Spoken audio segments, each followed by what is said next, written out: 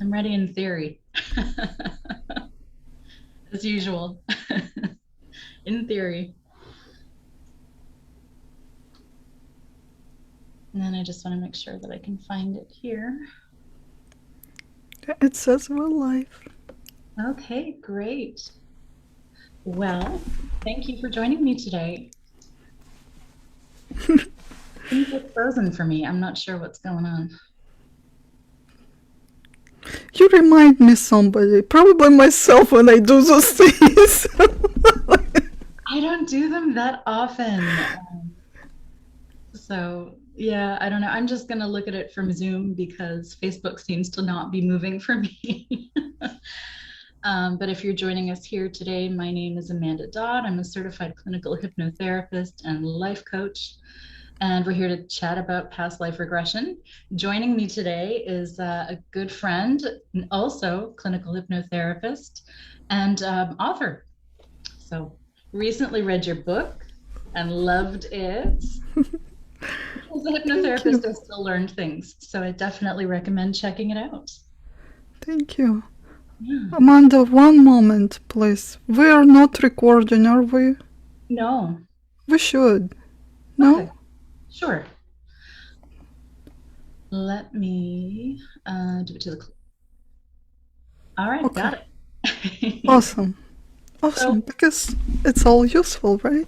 yeah, Well, thank you for inviting me to this. I'm super excited. This is my favorite topic. is it? I Yeah. wasn't sure. I knew you did standard hypnosis because I think the bulk of your sessions, what do you do with hypnotherapy typically? Like, what's your main focus? Everything. To like, do I look like a person that has any sort of focus? Really? No, no, everything. You know, this is one of the questions most often people ask. How do I find my life path? How do I find my mission, my calling in life? People will literally call you for that. This is your calling. Yeah. People will call you and ask you for help on that thing. This is your life calling. So Funny. I do past life regression. I do, bread and butter hypnosis things like weight loss, anxiety, sleep issues, smoking cessation. Right now is big because people are afraid to die. Who knew? um, Yeah. Shamanic practices obviously is a big chunk of my practice too, and ED, well, erectile dysfunctions for men. That's a big portion of my Wow. business. I didn't know that. I'm so glad that you do that. There are so few people who are upfront about that. And I think it's like such a topic that's hard, especially for men. It's hard to talk about that. So it's nice to know there's somebody out there who's, It is, and every call starts the same. How do I say it? Like there is no other way to say it unless you just say it. yeah, Well, that's part of our life, and if you don't talk about it, how can you address it? it doesn't get better. That's right. Mhm. I guess it's kind of like, the same for me. It's kind of funny that you said, your life purpose is basically what people are calling you to do. So, like throughout my whole life, I mean, I started with, being interested in tarot and kind of the occult from like ages 9 right up until 11, 12, 13, reading tarot for other people. I've always been interested in astrology. I did psychic readings for a while. I went into the healing world with Reiki, and mediumship became really prominent in my life as well, and then coaching and hypnosis. And it's like, when am I going to fit in a box? And it's like, oh, that's cute. I know my guides are somewhere saying, Amanda, that's adorable, we need you to ask, so you're going to play with all these boxes and hey, enjoy it. Well, Amanda, isn't it true that doesn't matter which modality you use, which label you put on it, you're doing kind of the same thing with Yeah, your clients? yes and no. So recently there was a little shop nearby that was looking for a Reiki practitioner. And I'm like, I could be doing past life regression. We can do some hypno Reiki. Why not? Have a great little session, align, balance the chakras right there on the table. Done. Nice. So yeah, whether it's hypnosis, whether it's Reiki, doesn't really matter, does it? I think hypnosis is more effective, though. I've become very biased. Well, it's kind of like you're making a salad. If you put just lettuce, it's just lettuce. You can't call it salad, right? But humans are a lot more complicated than salads. You need more than just one thing. You have to address it with different tools, right? Yeah. Did you attend the Hypno Summit? It just recently finished. No, I did not. Lance Baker was one of the keynote speakers, and he spoke on mesmerism, and it just finally like realigned something in me, because he was going back to his roots as a healer. And I thought, ever since I dove into hypnosis, I kind of let go of the Reiki world. I kind of let go of the sound healing using tuning forks, remembering the healing stare that you can do over Zoom. And there's been part of me that's been looking for that. And then he just aligned it perfectly. It was such a good talk. So if you get a chance to see it, it was really good. Thank you. Nonetheless, today we're here to talk about past life regression. And I can't wait to hear some of your stories. Well, the things start to change really. When I just started doing past life regression, the reasons were mostly physical illnesses, the type with we get our clients, something unexplained, illogical, mystic. That's why people used to come to past life regression. They seeked it as a last resort for their pain. But over time, things start to change. And now it's more like, okay, I've done everything was necessary. I built a career. I have a roof over my head. I have a family. Children are grown. What now? What do I do next? Yeah. So this is why people come most often now for. And also, maybe a couple of past years, that's a new too. I start getting very young people, teens and in 20s. And they all say the same. I know I've meant to do something special. Help me figure it out. Yeah. And that's kind of so exciting. So exciting. I think for me, I wasn't thrilled about past life regression at first. It wasn't when I was learning hypnotherapy. It wasn't the thing that caught my eye. I was enthralled with parts therapy, working with the subconscious, and just the overall shifts that can happen there. And the thing with, past life regression is there is that little bit of stigma. Some hypnotherapists won't do it at all. There are some that absolutely don't even want to address it or approach it. And I think that's a shame, especially if they've got clients who have challenges that aren't being addressed. When you go through all of the other sessions and you're like, what is left? Yeah, it's that part. The best part of past life regression is that you can be absolute skeptic. You don't need to believe in it, and your clients don't even have to believe in it. It still works. If you just use it as a therapeutic technique, just like any protocol we use in hypnosis, it will still bring you the results. You don't have to believe in it. I'm so glad that you addressed it. Yes, because I was, coming to that myself. And so ultimately when I'd learned, that's what was taught, was whether you believe in it or not, whether your client believes it or not, whether you can validate the past life or not, because there are plenty of people out there who are and who have, the results are the same. And it's like, why would I segregate this one aspect of a beautiful modality when the results will still come through? Who am I to say, no, I'm not going to touch this? Exactly. Results that matter. Yeah. Yeah, sometimes people would come with what seems to be as a not very complex and obvious issue. Yeah. Even something like, I don't know, weight or a pain something that needs only one regular traditional hypnosis session, but they will ask for past life regression because they read something about it that resonated, or maybe they're looking for something very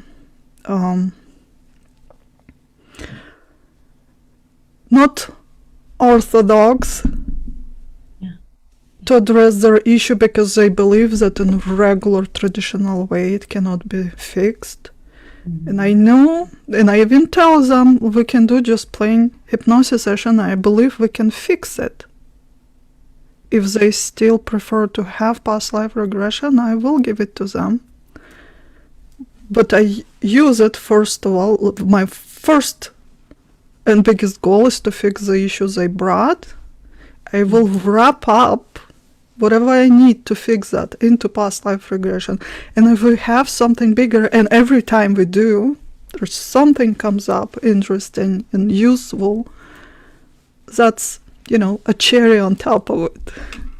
Yes, I love that too. I mean, I know that the past life sessions I have not done a lot. I did my practicum. I've done a few because people have asked for them. I hesitated and I took time making it available. But the people that I have done it with, there is always that cherry on top. I had one who was a colleague. She wanted a past life regression session because she felt a special connection to someone who had come into her life. And so she wanted to know just more, like, what is the dynamic of this energy that she could feel between them. And the cherry on top was she had physical pain in her body. And I can't remember if it was an autoimmune. She was having problems with inflammation, and specifically to a certain area on the body. After the one session that we did, we just brought up the one past life. We noticed that she was a Native American, and the person that she felt connected to was her sibling. And so through the past life, she saw their lives together, the love, the connection. She saw her death. When we worked through the death process, we removed a physical arrow because she was Native American. They were at war. She got hit by an arrow and died. She was a man in that past life. After we released it, the inflammation had gone within like 2 days, and it was just a total bonus because she came in for a very different reason. But that's hypnosis, isn't it? It's always like the added extra benefits, and it's like, I can't wait to see how this unfolds for you. Yes, it's like playing lottery. The only thing you can be sure of, you will win. You just don't know how big the prize is going to be, what exactly you'll get. And in how many ways it can be so different. It's wild. Yes. So you had a personal experience with past life regression. Tell me more about that one. Yes, of course, I was putting it off for way too long. Just like cobblers without shoes. How often do you use hypnosis on yourself intentionally? Yeah, no. You're putting yourself, on the back burner all the time. So did I. I was born with the marks. I sent you the photos. Yes. They look like scars. So there's double parallel 2 stripes on both of my ankles, symmetric. Oh, you didn't notice it on the photos? Huh? I saw them, but are you comfortable and interested in sharing? Maybe share your screen and show them if you have them. I don't know if how can I edit? Are you watching from Facebook or are you watching from Zoom? I'm on Zoom. Okay, let me find it. Yeah, if you feel comfortable, just. I'm fine. I mean, I don't often show pictures of my feet to people. Special request only, that's right. And there's a fee. I'm terrible with jokes. Funny, when you sent them initially, I thought I had forgotten about the conversation we had. I'm like, oh, is this for a toe reading? I don't tell people that I do that. So I thought for sure it was for a toe reading. Oh, goodness. Right, Amanda, I'm looking for it. I'm not sure. Okay, I found it. I've organized it and put it in a safe place, which means you can't find it anymore, All right, I found it. How do I share it?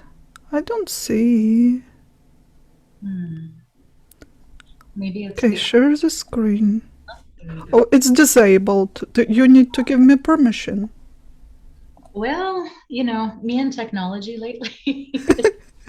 I've got my phone over top, so I'm like trying to see.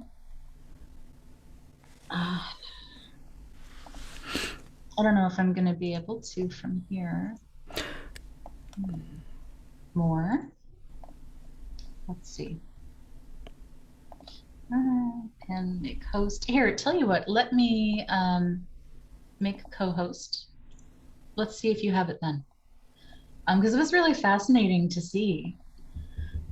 And for me, like when I did the Facebook Live the other day and I was talking about that past life that I hadn't, completed and done the healing All on. right. Can you see it? I know my feet are ugly. I'm 50 years old. Forgive me. But here's the marks. You can see they're, well, with the lighting, not perfect, but they are visible to me because I look at them every day. Let me show you the other one. Maybe it will be... Have these your whole life? Like when did you become aware of them? As long as I remember myself.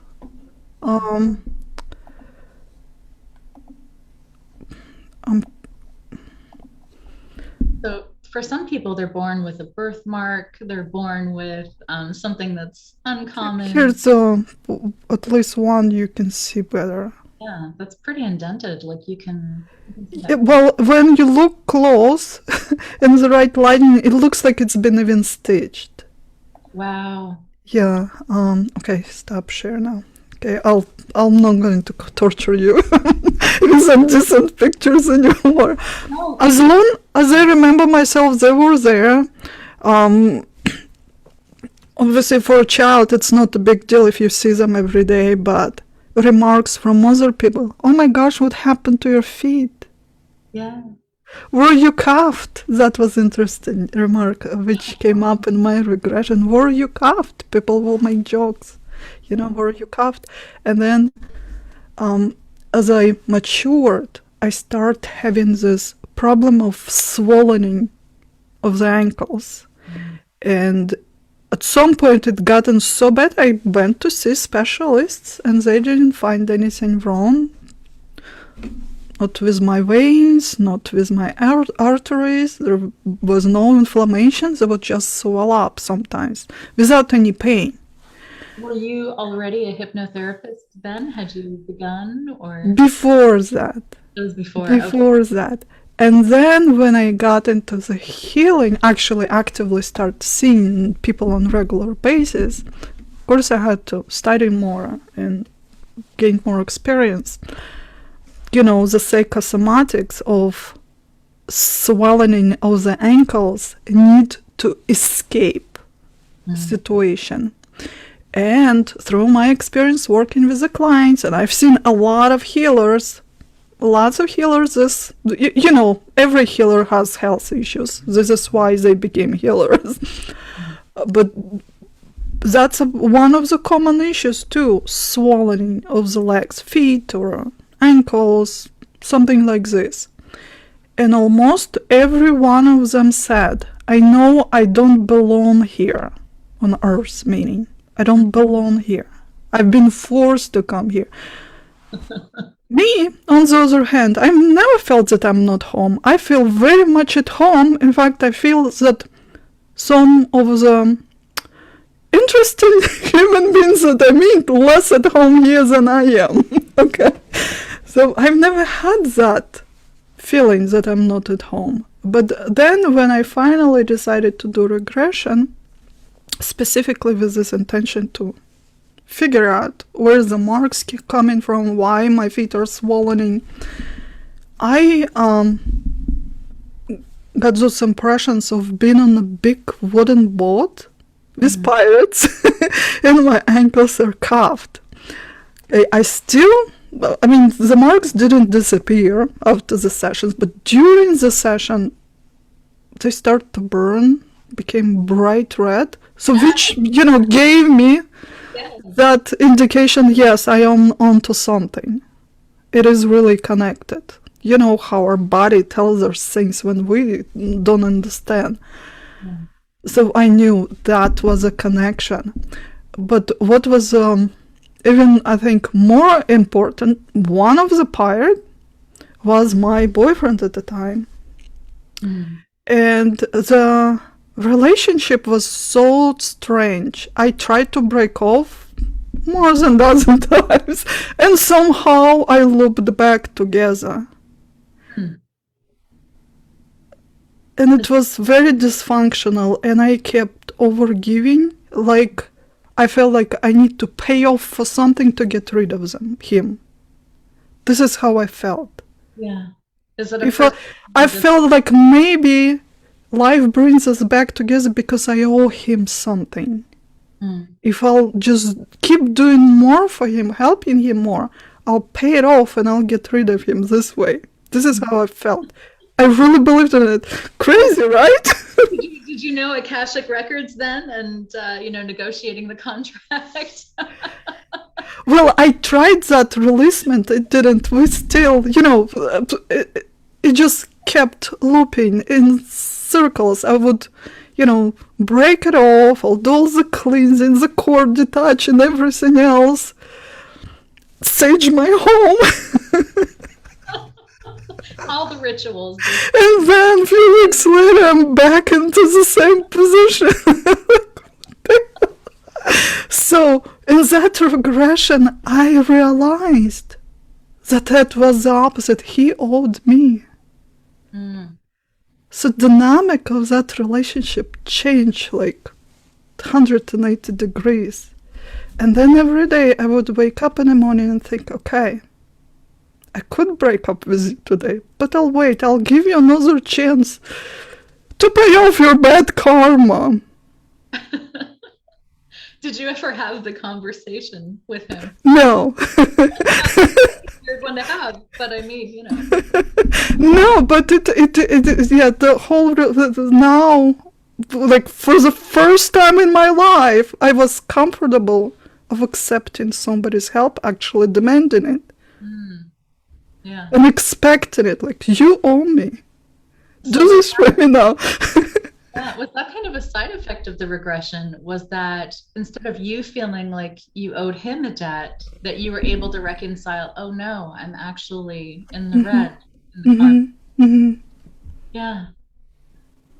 And that changed my view on all relationships.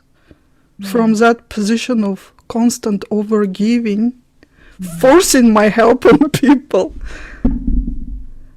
I was able to relax and tell myself, I don't think I owe anybody anything. Wow, that's a big thing to change. It is, yes.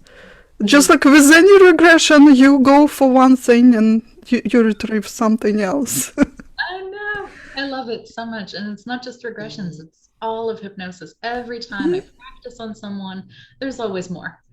Last week, my spouse, who's been on tobacco for 20 years, whether it was smoking or chew, was finally ready to give it up. Today marks a week. Did some session work, and I had made the suggestion of your subconscious will continue to do the work. I look forward to see what benefits are going to come through for you because there's always more. And sure enough, he's also had a sleep problem for the majority of his life where he's not someone who wakes and is refreshed in the morning. So this Saturday after the session, he woke up refreshed and he was startled because he never experienced that before. He's just like, oh wow, people do this. People wake up refreshed in the morning. He had like his own experience with it. It was just so funny. He's tobacco free, so I'm super happy. And he's only had the one session. There's other stuff coming up. Like he's got this need to put things in his mouth, and it's like, let me know when you're ready for another session. That's I've never smoked, but the food, chocolate and all this, that's rooted in childhood, really. When you did not get enough attention from your mom, whether you did or not, but you felt that you didn't get enough? Well, all I know is there are packets of sunflower seeds around my house. And his belly is getting a little bigger, and it's like, well, when you're ready for a follow-up session, I'm right here. I'm not going to force you. I'm not going to tell you what to do. But if you don't want to always have something in your mouth, let's sit down together. Make an appointment with me like my clients do, so you're going to show up on time. That's nice, but for smoking, first 3-4 days are the hardest. After that, he's a non-smoker. Yeah, no, so that's Good job, Amanda. Something left, and I was hesitant to do the smoking thing. I was almost sure past life regression was going to come up for him. Because as a student, I had practiced on him. He's always been my guinea pig. He's so good about that. My first experience doing past life regression was with him. And you know how sometimes you have a client and their voice will change, and almost like transmutation, you see the change in the face. And I knew it could happen, but I also knew it was rare. So when it happened, I couldn't believe it. I was just like, oh my shocked God. You. Yeah. He spoke with a southern drawl. The canter of his words was completely different. He got a name. He got so many details. And on that lifetime, he was a slave in a tobacco field. And I thought for sure that there was going to be a link. And it's like, hypnosis. You never know. At the end of the day, whether it's past life or not, we find our answers. We find our solutions. This is so interesting. But yes, every session, you think you've seen everything, but there is a surprise, the element of surprise and even shock. I'm happy that I record every session because my jaw drops. And then you worry that once the session is over, your client's not going to believe you. Yeah. You know? You want to record things just so they know. Exactly. Yeah. You can revisit it all yourself and hear it for yourself and re-explore if you need to.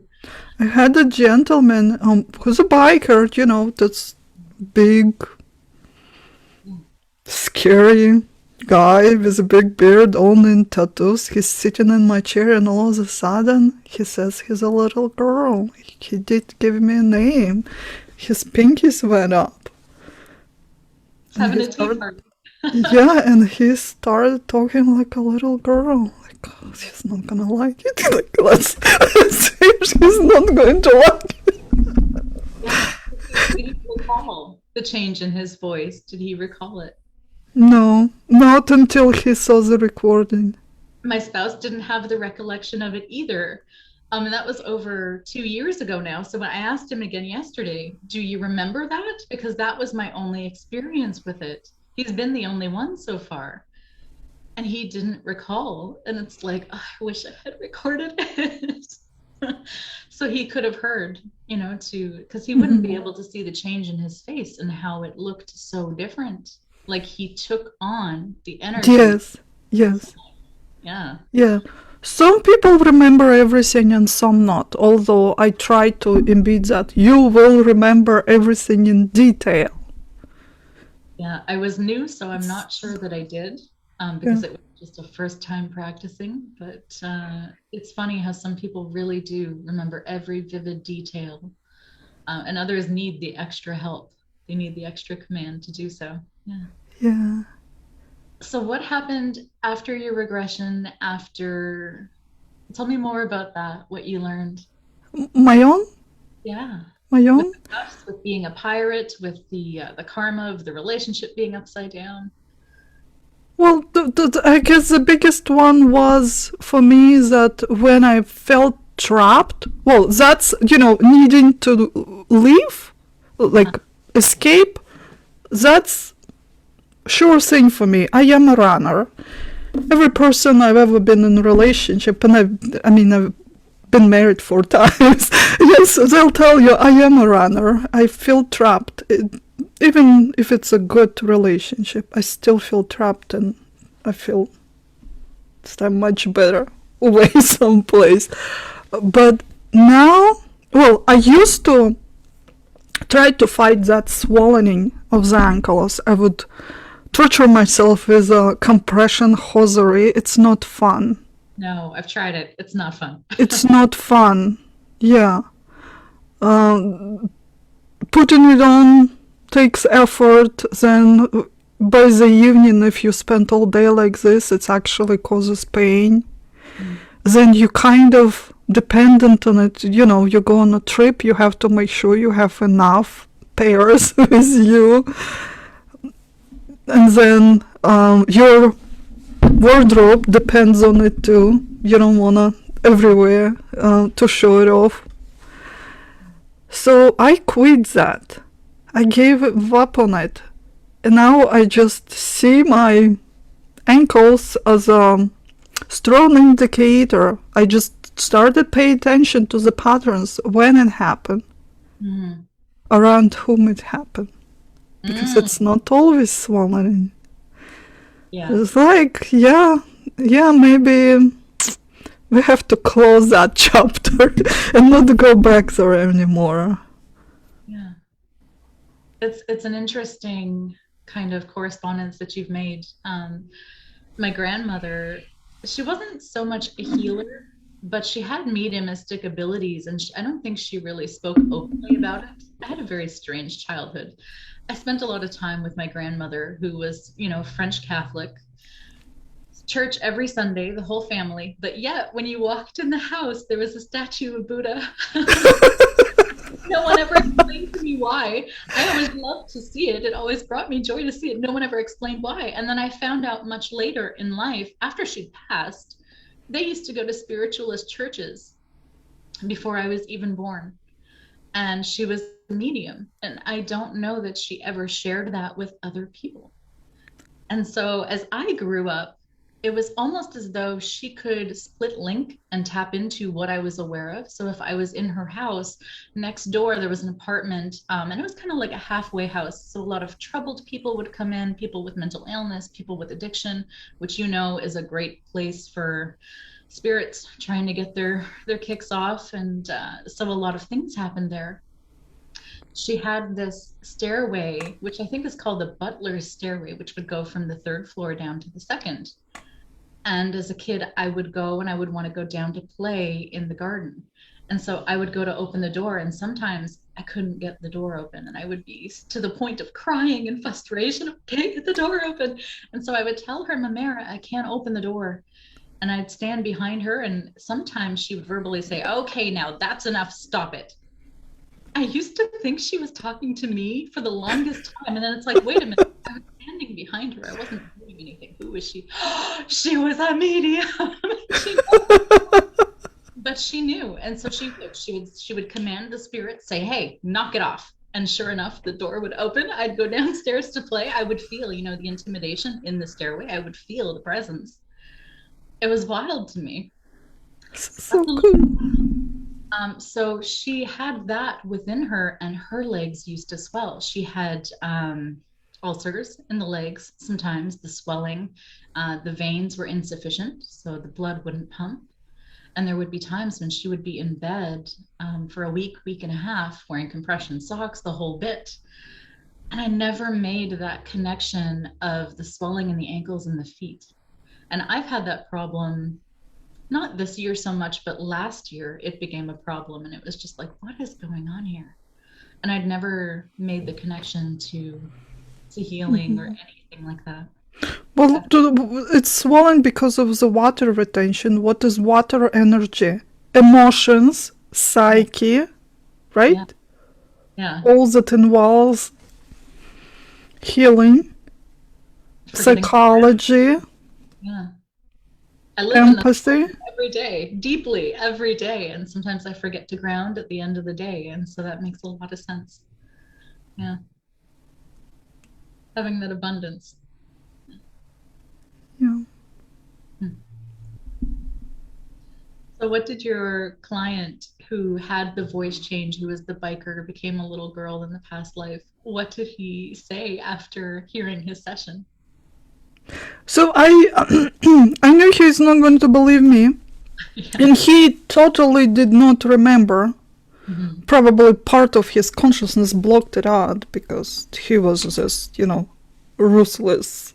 And I wasn't going to tell him myself, you were a little girl and all that. And like, well, you're going to have a copy of the recording. Take your time. Yeah, he did listen to it, he watched it, and he messaged me later. This is between you and me, right? There was even some sort of, a little bit, I felt like a threat. Like, make sure it doesn't. Yeah. I can imagine, especially when someone builds that image of themselves, that kind of persona over time. And a lot of times I find that people who do that, like bodybuilders, not all of them, but a lot of them were actually hurt in early life and in childhood. And so they have that need to physically compensate. They trying to compensate. Yes. A little intimidating just so that they can feel safe. Yeah. So for him to access that and have that vulnerable moment of, oh, I had this life that was completely opposite of what he's doing in this lifetime. Yes. That's fascinating. Yeah. Do you have a favorite client session that you've done with past life regressions? Every client's my favorite. Anytime somebody comes in, not just for past life regression, but once they come in and door is closed, the world ceases to exist. This is all. This is my life, my God, my everything. Seriously. So every client's my favorite, absolutely. But there's so many interesting stories. Lots of time I found that weight issues, overeating, anxiety about food could be linked to starvation in past life, and this is very common. I don't know whether we have the specific, timeline now that we have to work with it. Yeah. I had a lady coming in who did not come for weight issues, although she's the one that seriously needed to because of her health, but she said she came out of curiosity to do past life regression. Yeah, and she saw herself dying from starvation. And it was difficult death. Yeah. Horrible. Because you don't die in a moment, Yeah. I love that when clients show up and say, oh, I'm just curious. And usually what happens is it's some profound healing that needed to come through that's been divinely timed so that they can step into who they need to be. I always love watching that, that evolution of, oh, you're going to go somewhere great. I know it. I just know it. Yeah. Then what else come to mind? I had a gentleman who's very logical engineer type. Yeah.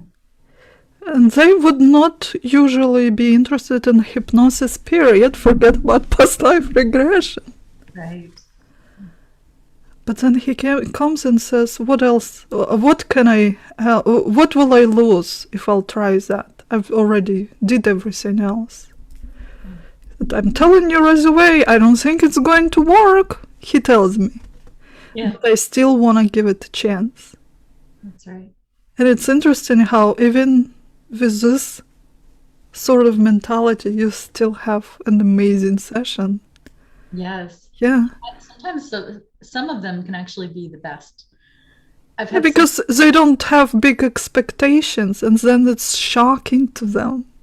Yeah, I'm sure you have too, but there are so many clients that show up and say, oh, I don't think I've ever been hypnotized. Even sometimes at the end of the session, I don't think I was hypnotized really, but you had all these interesting You can find that however you want. As long as you get the solutions and the results, that's what I'm there for. I had a lady saying it in a group session. We had a group session for past life regression. So usually after the hypnosis itself, I'd reserve some time for people to share the feedback, their impressions. So usually if a group is not very big, everybody has a few minutes to share. And then she's the last one, and she sits there quietly, kind of disappointed. Like, would you like to share your experience? She said, I don't think it worked for me. Like, what do you mean it didn't work for you? Well, tell me the impressions you got. And she started, like, well, I just saw myself there. It was summer. I'm in the field. And then the story starts to unfold. And I see her eyes gets bigger and bigger. She surprised herself. Yeah. She said, I was just there walking through the field. There were flowers and I could smell them. It was kind of sweet and honey-like. And that dress with the blue ribbons, they were cute, kind of. And then I knew I'm going to see someone special. I was in love with him. And his name was Brad. Like, how did you get all these details from sessions that didn't work for you? Right. It's amazing sometimes. I had one about a month and a half ago, and he's like, he had been seeing someone for hypnotherapy on a regular basis. They hadn't done past life regression yet, and I was actually hoping to do that with him. And he wasn't sure that he'd been hypnotized, and yet he had been doing and receiving hypnosis for over 2 months. And I said, well, out of all the people I've met, that's not a problem I've ever encountered. So if it happens today, you'll be the first. And nonetheless, I took him down under, and we did a parts therapy session. So here he's, actively speaking and engaged. I don't love ideomotor, especially over Zoom, because if it's at the wrong angle, you can't see it. Sometimes the screen is flipped. I don't want to play. True. So the suggestion that they're able to speak comfortably, easily, and then the story just starts spilling out. All of the subconscious comes out in the imagery. And so he's having this whole session, and then after the session, I can see he doesn't think he's gone into hypnosis, and it's like, what was all of that in between? I don't know. No, clearly he's the expert here, not me. It's just so funny. So one of the most shocking and unrealistic experiences I had with a lady who gave me in hypnosis a code which consisted of letters and numbers. And she had life-threatening health conditions, and so I had no idea what that meant, but I wrote it down and I gave it to her. We both Googled it, and so it was some sort of medical code. She took it to her treating doctor, and it was a specific blood test code. And once they did that, they were able to exactly figure out what's happening to her and how to treat it. That was just so unrealistic, even now when I think about it. I love that it was a solution, because what I thought you were going to say was that it ended up being, sometimes when someone gets a transplant, it's got a very specific number to it. And so some of the ways that people have validated their past life experience is they get that number, they take it, and then there are records of people who'd received that transplant all that time ago, and they're able to actually validate the past life that way. So I thought you were going to say that, but I love that what she received was a solution. Mm-hmm. Yeah. It's wild. It's such an interesting universe. I love the concept of past life regression, but what I'm curious about more so now is transcendence and how it plays in, especially because the medium gene came down and I caught it.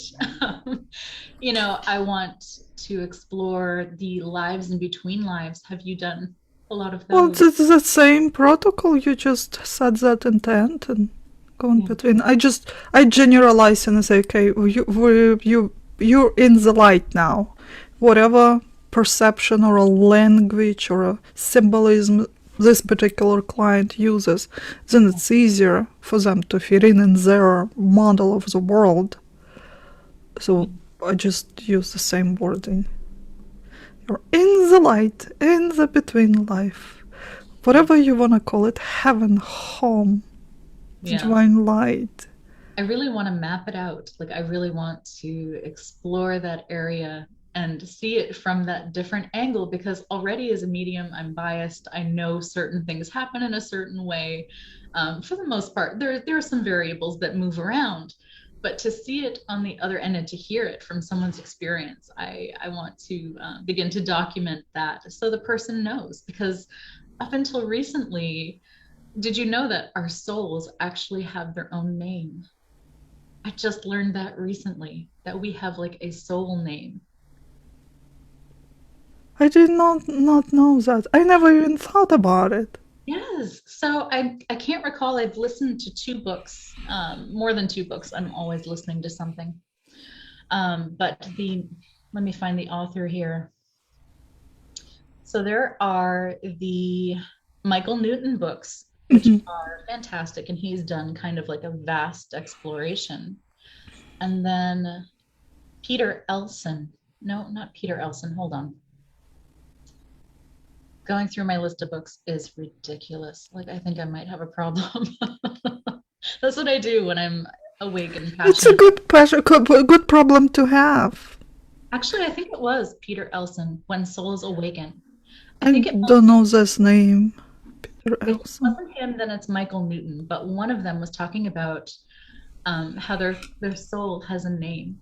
And it's like, I need to know what my soul's name is and how many times I've encountered it intuitively throughout my life. You make a screen name that seems random. Is it that random, or is it actually something deeper within you that just hasn't been identified? You know? That's so interesting. So often. And we just don't know. Yeah.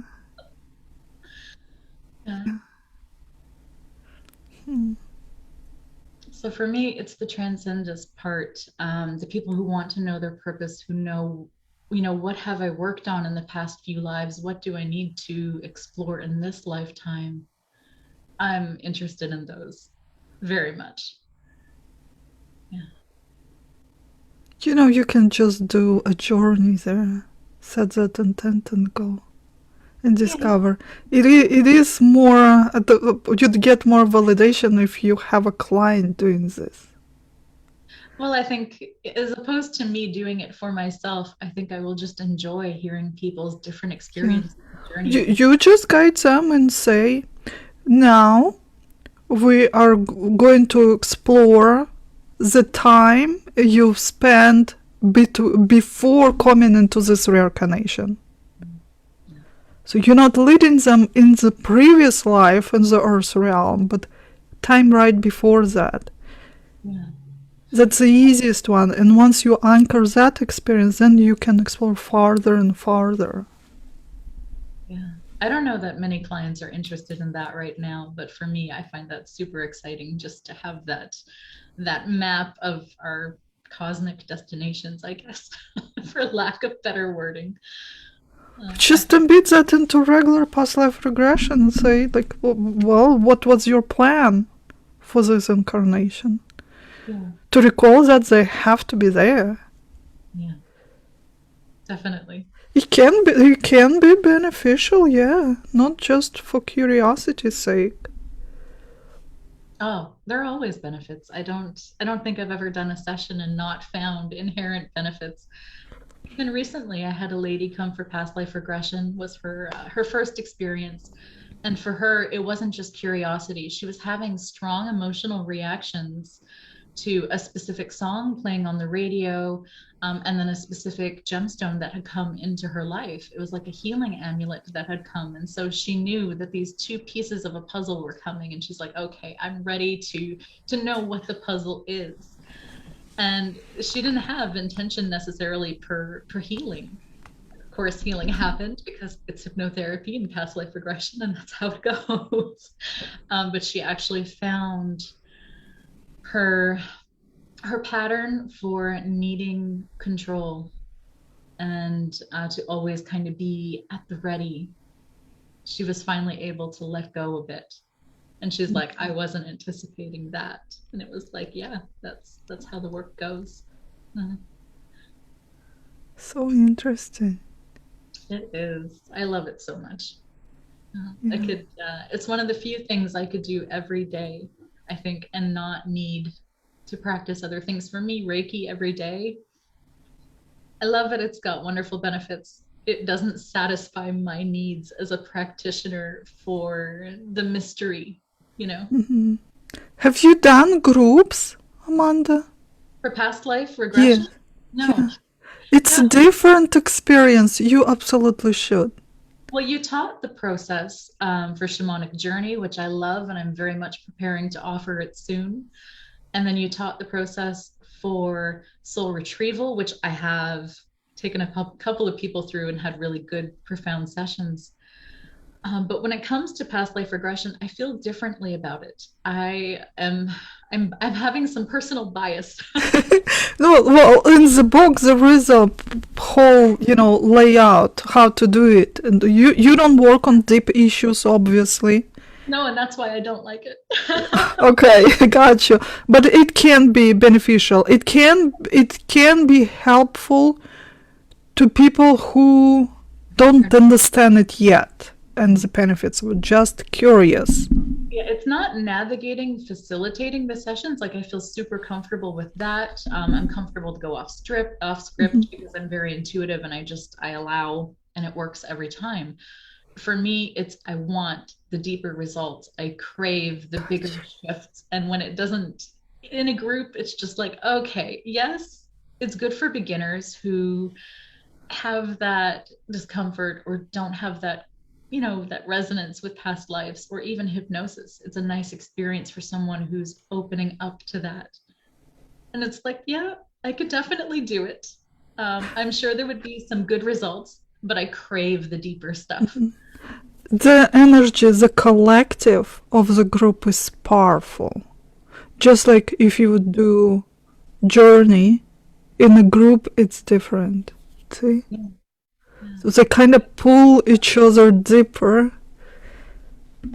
Is there like a collective message that kind of comes together and coalesces? Well, when I do groups, I would set a specific topic, and when I, list it as an offering, they know what is it for, like specifically for health, or maybe career, or relationships. But I mean, if you do something like, say, the topic is healing, to have a very healing experience, there's a group of people who've had like codependent situations. Like, does it kind of cluster like that? Yeah. And then when we do the session, feedback is very similar. So they kind of pull each other and collectively work through it. And then when they share the stories, it gives other people this aha moment, this understanding. So it's all have benefits. Of course, nothing can be compared when you're working one-on-one with a person. Yeah. Nothing can get close to it, but the group experiences too can be powerful. I think I've discounted them. And you know what? Maybe I'm going to have to push myself and just have a few experiences as a facilitator to see if I can enjoy the value in it, because there's no doubt that there's value for the people who attend.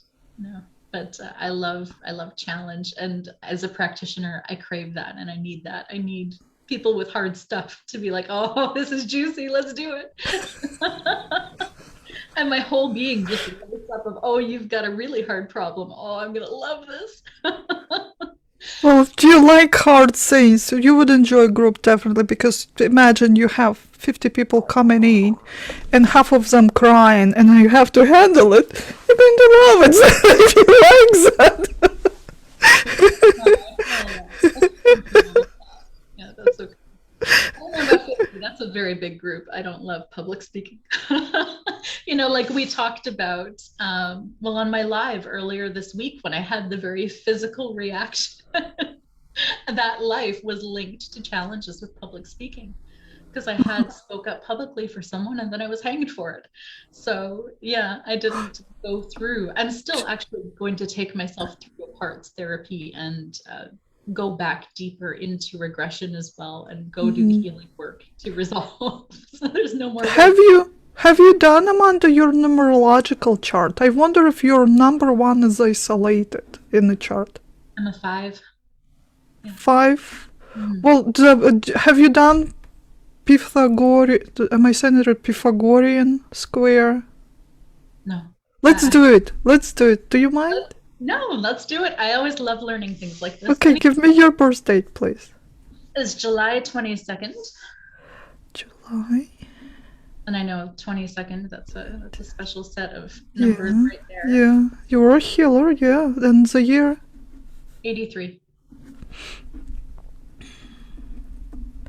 All right, so we have 1. No, it's not isolated. I can see it. I love that you incorporate numerology and astrology into your work. I do them separately, and numerology only the basic, but I don't incorporate it in. It's inspiring that you do. Yeah, you have a middle rows missing completely. No, what does that mean? 4, 5, 6. Right, it'll be like 3 hours talking. So anyway, no, 1 is not isolated. At least it's not, this potential is not intentionally locked from you. This is what I look in isolated numbers. In a square, Pythagorean square, there's 3 rows, horizontally, vertically, we put 9 numbers.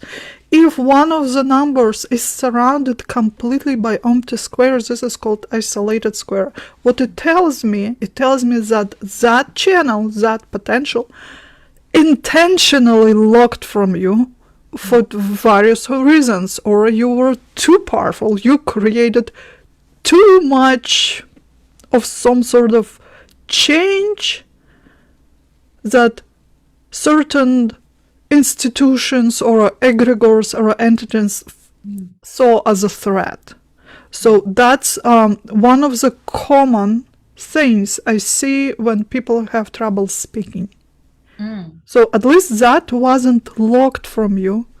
You just have to, just do some clearing and dig up on what's there. Maybe some trauma, fear is attached. Trauma from that is this lifetime. Yeah, but that's the nature of it. I mean, even the Hypno Summit, there were so many people speaking, and one of the questions that was asked is, how many of the hypnotherapists here do self-hypnosis?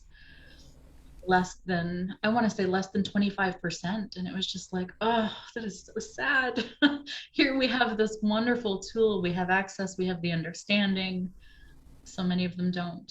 Yeah, it's all on a run. Okay, while I'm doing dishes, I'm going to do affirmations. Or like while I'm falling asleep, I can do this, and then I'm already asleep before I got to it.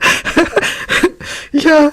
Yeah, I do that sometimes too. I begin a process for healing. I begin to work with some suggestions for myself, maybe do like a little bit of parts therapy. I'm obsessed with parts therapy. I will ever be obsessed. That was my first love before past life regression, for sure. Love it. That's where all the big changes happen, all the negotiating. There's part of me that loves being an advocate. Well, INFJ through and through, I suppose, So I will actually begin at night, and that's what happened last night. I fell asleep in the middle of it, and then I had some fascinating lucid dreams after, and it's like, my subconscious is still working it out. Awesome. Yeah. Well, for last thoughts right before you falling asleep, this is what gets processed through the dreams. Yeah. Or sometimes conversations. I've noticed that my psyche will be connecting with people like you were in my dream last night. We were psychically connecting over talking today, and it was just like kind of happening. It's like, oh, that's cool. This is so cool. I don't have to worry. Do you have those experiences too? I'm sure you probably. You know what? Lately I've been having. I hear my voice coming from above. Mm. With my voice, I'm telling myself things. Sometimes, like, well, that wasn't pretty. You shouldn't have done that. It was mean. Like judgment. Or sometimes, like tips, guidance. Sometimes it's very specific. Like one time I forgot, so I was planning towards the address and I laundered it, and you can only hand wash it. So I washed it by hands, and then I forgot to hang it to dry. Mm. Just too much to do. And then in the middle of the night, so my voice, kind of God creature, tell me from the sky, Guzalia, you forgot to hang that dress to dry. Mm. You were going to wear it to work. I woke up, yeah, went to hang the dress. Does it feel like your soul in that moment, or does Yes, it? maybe higher self, or maybe just my subconsciousness.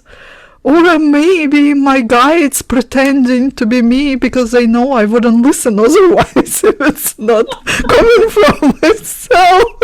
Sometimes I suspect that there will be like Yeah. spiritual guidance, Mm. something like that. And yeah, and it's coming in my own voice. Yeah. You know, hypnosis works much better if you record a session with your own voice, with yourself. Yeah. Yeah.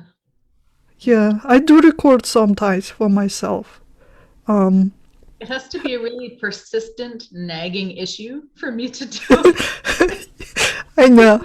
I've already tried and it's not gone well. If I'm at that point, that's where I am. But you know, even when I do groups or a class or a presentation and I have to edit it, like with clients, I don't edit them, I just send the copy. But if it's presentation and I have to post it someplace, I have to edit it. And then there is a presentation of hypnosis. Sometimes I have to restart 3-4 times because it does up. Yes, because we go into trance while editing. That was happening to me all the time. And I was at a point where it's like, you know what? I can't keep doing this. It's not that I didn't love, like, I mean, because you're essentially receiving a free session yourself. You're receiving a free session while you're doing a session. You're receiving a free session when you listen back to the audio, when you're doing editing. Yeah. By the time I was in it, it was like, okay, I've been in trance multiple times now, and I've had multiple suggestions layered on. That was actually what really got me excited about hypnosis, because when I started, it was an extra. I took the program I took for spiritual studies, for being a coach primarily. That was my big thing, was I wanted to do coaching. And the little 100 hours of hypnosis that I could get, I thought, okay, great, I'm just going to do it for self-care. I'm not going to see clients. I'm not going to work on people. I'm just going to do it for myself. And then, of course, during the coursework, there's practicum. I had worked on a lady who had wanted to reduce weight. Of course, after her session, guess who lost weight? And it wasn't a goal. I hadn't even, I needed it. I hadn't even set my mind to do it. I had already kind of given up after trying so many other things. And it was that course that led me to reduce like 70 pounds. And then trauma happened and life happened and I gained it back. But it was that was like, oh, I want more. I have to do more. Yeah. Yeah. It's interesting how it works. The issues we are having needs to be addressed. That's the type of clients we get. And while you're working with them, then there is some sort of inspiration comes. You say it and it's like there is a aha moment. This is what I needed to hear all my life. Yeah. I haven't had many of those, especially lately. I found that it's things that I have thoroughly worked on and I feel super confident and comfortable with. That happens.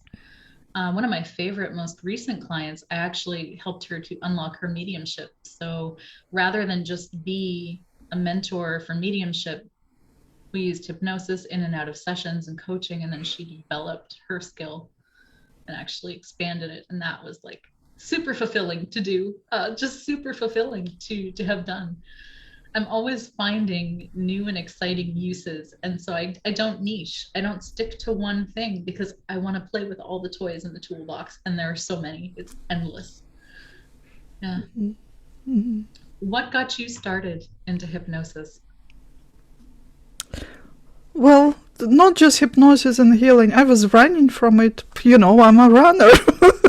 I was running all my life, watching my grandmother doing healing during Soviet times in Russia, when words like psychic, shaman were illegal. Seriously, you could not say it out loud. Mm. She could not charge money for it legally, so she got paid for her services in chickens, eggs, butter, knitted scarves, help around the house, and watching and even helping her doing all this endless hours while she had official job. And in Soviet Union, it was a crime to be unemployed.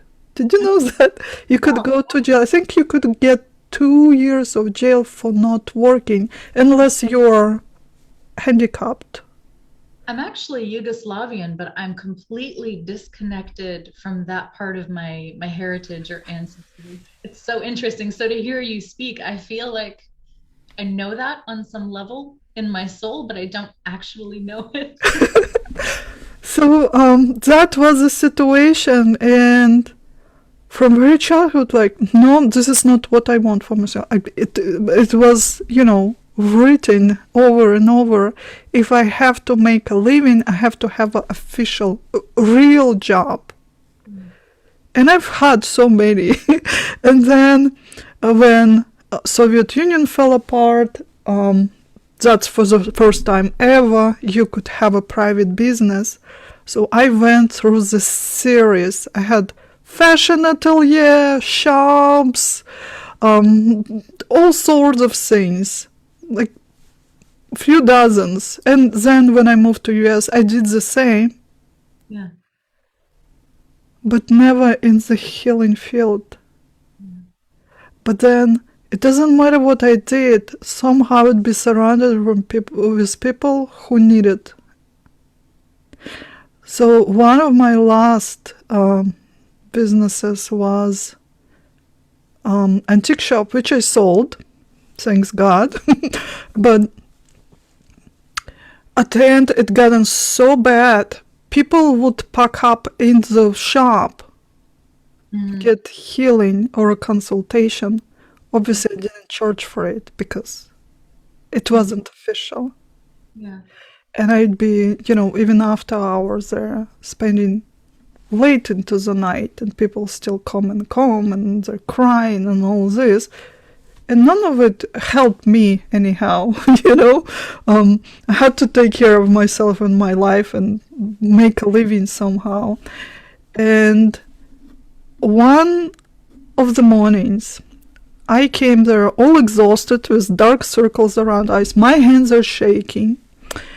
And so we had a couch by the entrance, little like love seat couch there.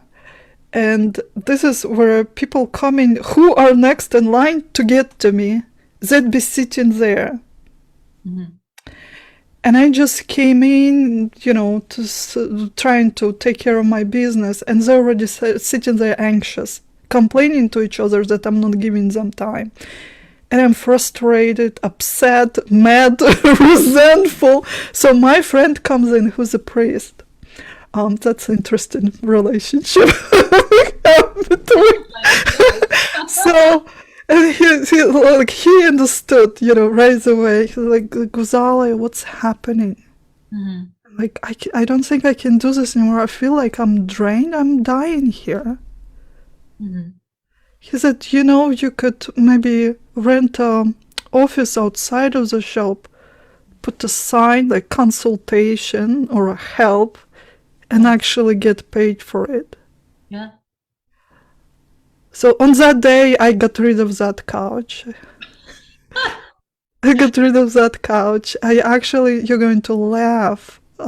First official hypnosis clients I had in a little back room of my shop. I cleared that area that we used for storage. I put two chairs, a regular chair, nothing, like we use fancy recliners, regular chair, and I put a sign, if you need my help, I will see you in the back, and this is how much it's going to be. Yeah. Not everyone liked that change. Well, no. But by the time I sold the store, I already had pretty hefty clientele. So I felt pretty safe. Yeah. Yeah. And then the skills that I had already by then, I couldn't, as you said, I don't know in which box to put it. How do I call it? Yeah. At the time, hypnosis at first seemed the most sensible.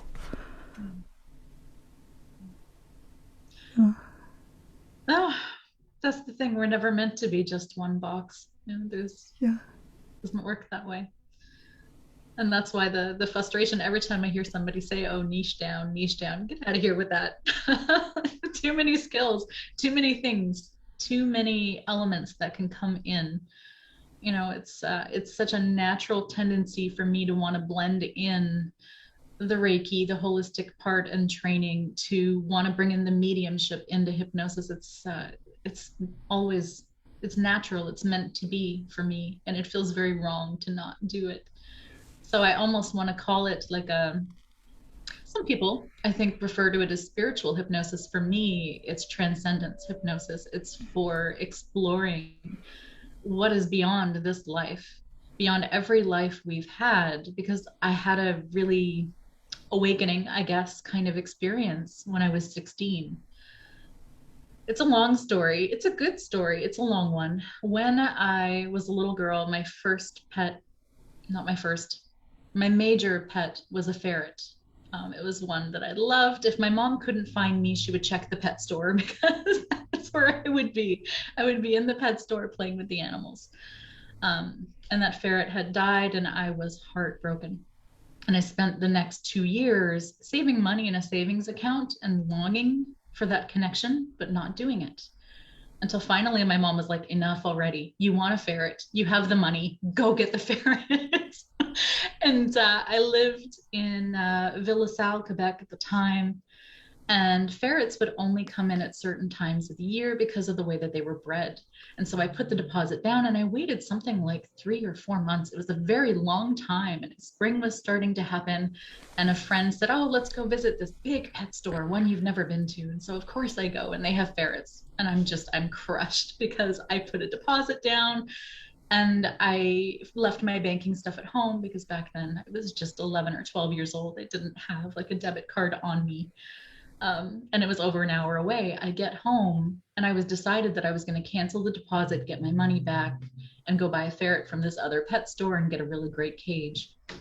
I got home and the light on the answering machine was blinking because it was that age, and I listened and I burst out laughing. I laughed so hard, tears came down. I couldn't speak for like 20 minutes because I was laughing.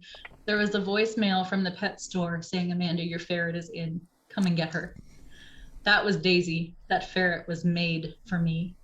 I got to the pet store. I was in a rush. I was excited. I went and I looked back to see where she was. And of course, the minute I stood in front of the glass, she turned around. We locked eyes. And I was just like, oh, we're soulmates. We've got some stuff to do. And I loved her every single day of her life. I'm going to cry because it's hard. Still, even now, it's been 30 years. I still cry. It's still hard. She got sick. She had cancer and she needed to pass. It was in winter and Christmas, and the vet was closed, and I knew she was going to pass. This was the first time I experienced telepathy or animal communication in my life. I was loving her in the cage, and then I saw in my mind, oh, she wants a bath. She showed me an image of her in the bathtub, and I was massaging her and stuff. I didn't think about it. I was, again, like by that time, maybe 13. No, I was closer to 16 by that time, and I didn't think about it. It was just second nature. Oh, I see this, I go do it. And so I gave her a bath. And as I was massaging her under the water, I saw the image of myself putting her head under the water and holding her. And I freaked out because I thought it was me and it was her. She was in so much pain. She wanted to be put down. I couldn't do it. I just couldn't. So I panicked and I took her out and I dried her off and I made her as comfortable as I could make her. And I spent the whole night holding her, falling asleep with her, just trying to connect and be with her before she had to go. I knew she wasn't going to make it till the next morning. I fell asleep and I put her in the cage because I didn't want to roll over and crush her. In the night, I had my first experience of transcendence. And this is why I'm obsessed. I could feel her at the end of the bed, but not her physical body. I had the awareness that her body was in the cage, but there she was at the end of the bed. And I saw the light. The light came with such a strong presence of unconditional love that we don't experience here as humans. We can't, that there is nothing we can do to have that. It's so, like, it was so strong. It felt like I could cut it, like the way you would cut cheese. That's what it felt like. And so having that just embrace my entire being and hearing her soul speak to me saying, I love you, I'm going to miss you, thank you for everything you've done for me. And then what shocked me was I heard my soul speaking back saying, I love you and I miss you. I love you forever. I'll find you again. And I knew that I should be sad. Like I had the awareness that it should be a sad moment, that she was going to pass, but I couldn't feel it because of the light. And then there was this knowing that happened of, oh, this is where we come from. This is where we return to. And if every person in the world could know that, could feel that, no one could do harm to another. It couldn't happen. There's no way. So my obsession with transcendence comes from that moment. And now 20 years later, I still cry. It's a hard story, but it's a beautiful story. But that is, you know, there were so many elements that awakened in me in that moment. The awareness that we have soulmates, that certain contracts are meant to happen. She had a contract to awaken me to parts of myself I didn't know were a thing. I didn't know that I had telepathy abilities. I didn't know that I was clairvoyant. I had no idea, you know, and it set me on my whole path of searching different religions and spiritualities. After that, I was unstoppable. I read everything. I searched everything. It's a wild story, but that was my start. It's a beautiful story. Yeah. I wonder if from now on you will remember the story always with a smile, without tears. I appreciate the suggestion. That's very sweet. I cry less and less now, and it is more sweet than it is bitter. Yeah, definitely. Thank you so much for joining me today. I've had so much fun. I enjoy your presence, and of course, I love all things spiritual, transcendent, and hypnotic always. Thank you for giving me this time. It's beautiful. I appreciate that. Well, just another suggestion. Next time somebody asks, what is your niche? You just say, Amanda. Yeah. It's Amanda. That is my niche. Will not be labeled. Don't even try. And if you think you can, I will prove you can't. So where do people find you if someone wants to work with you and experience hypnosis or past life regression or read one of your many fabulous books? Where do they do that? Well, they'll have to spell my name, Guzalia Davis, and then I will come up. Let me everywhere. Right now, right there. Guzalia. Such a beautiful name. Do you have a favorite website? I know you have multiple. GuzaliaDavis.com. This is my, one-on-one services. Yeah. Yeah. So that's where they find you. If you're looking to find me, you've enjoyed this chat today. I am at Healing Beyond Trauma because that too is a passion of mine. If you are thirsty for the transcendent, if you want to know more about what's beyond this life and what your purpose is, let's go on that journey because I'm so excited and I'm ready. All right. Thank you. Always. Thank you. Bye. Bye.